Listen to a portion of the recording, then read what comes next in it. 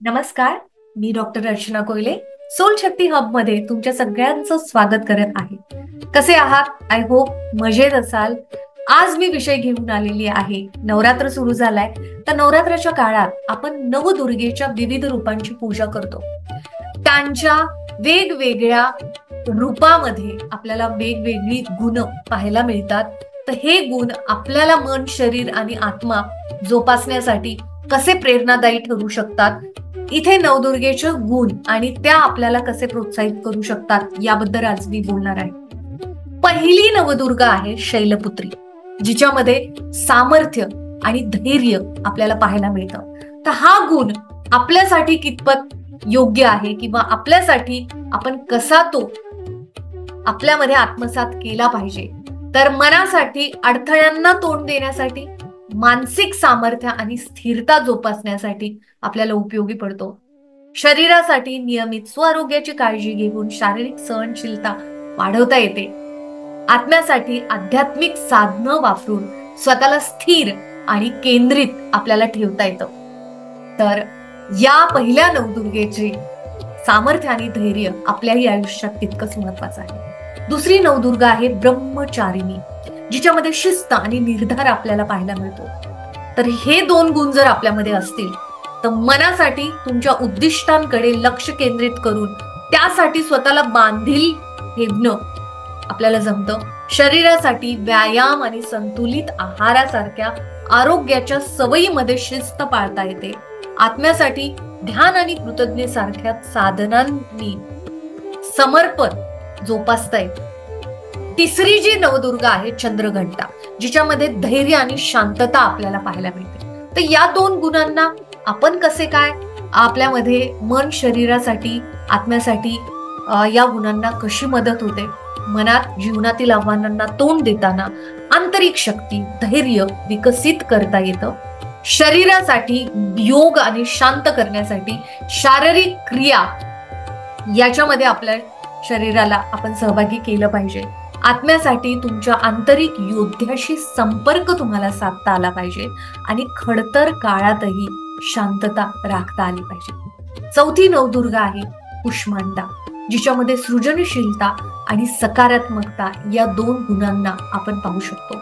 मन सृजनशील विचारांची जोपासना करतं आणि सकारात्मक दृष्टिकोन ठेवण्यासाठी या दोन गुणांची मदत आपल्याला मिळते. शरीरासाठी अगदी शरीराला क्रियाशील ठेवणं, जेणेकरून आपली ऊर्जा आपल्याला वाढवता येते.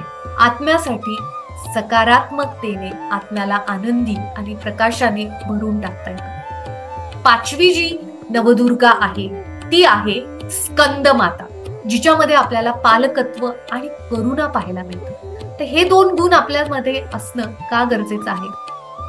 मनासाठी, स्वतःसाठी आणि इतरांसाठी करुणा जोपासता आली पाहिजे.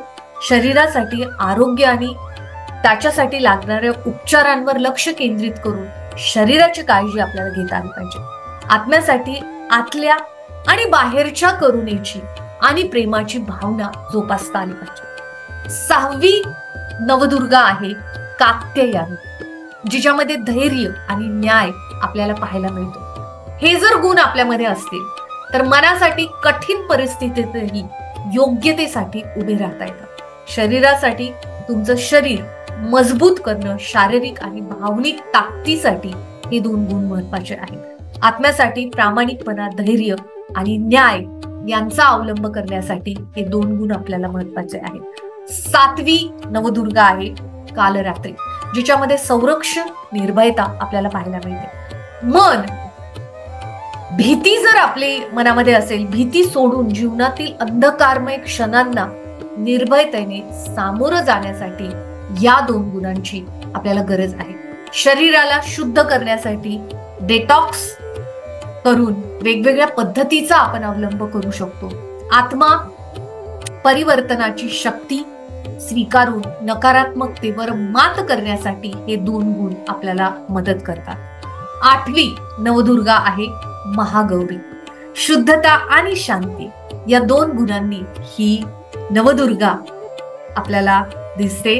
तर हे दोन गुण आपल्यासाठी मनासाठी मानसिक स्पष्टता, क्लॅरिटी ज्याला म्हणता येईल, ती आपल्याला येते आणि विचारांमध्ये देखील शुद्धता आपल्याला पाहायला मिळते. शरीरासाठी शरीराची शुद्धी आणि पुनर्जीवनासाठी निरोगी आयुष्य आपल्याला अवलंबता येतं.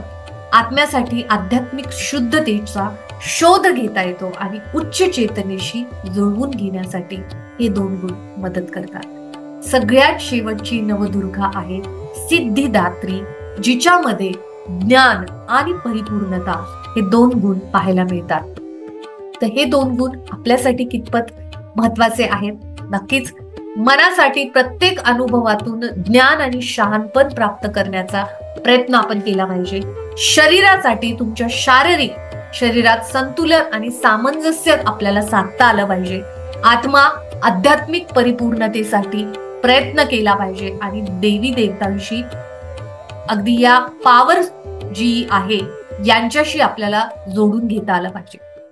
आय होप नवरात्रीच्या काळात या नवदुर्गेच्या गुणांना स्वीकारल्याने आपलं मन, शरीर आणि आत्मा यांच्यात संतुलन साधून जीवनात सकारात्मक परिवर्तन घडवू शकतो. तर मला नक्की खात्री आहे या नवरात्राच्या काळात या नवदुर्गांची ही गुण आपल्यामध्ये कशी जोपासता येतील यावर तुमचा भर असेल. तर नक्कीच सकारात्मक राहा आणि आपल्या मनाची मशागत मात्र करत राहा. इथेच थांबतीये. Thank you everyone. Thank you so much. See you in a next video. Thank you.